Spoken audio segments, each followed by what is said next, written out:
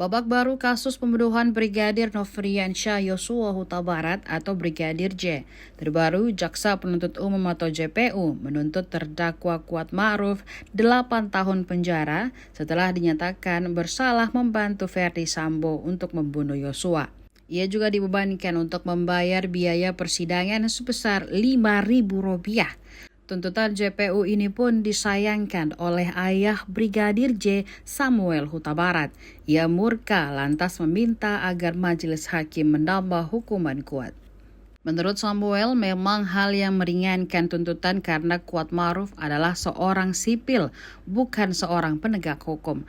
Meski demikian, ia menilai seharusnya Kuat Ma'ruf dapat diberikan tuntutan setidaknya lebih dari 10 tahun penjara.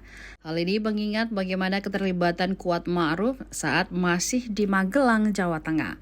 Tak hanya mengetahui permasalahan di Magelang, Kuat juga sempat mengancam Brigadir J dengan pisau. Ia pun mengaku kecewa tuntutan ke Kuat Ma'ruf malah di bawah 10 tahun. Untuk itu, ia menyarankan kepada majelis hakim agar dapat memberikan hukuman lebih dari tuntutan yang dibacakan oleh JPU. Selain Kuat Ma'ruf, Ricky Rizal juga dituntut dengan hukuman 8 tahun penjara.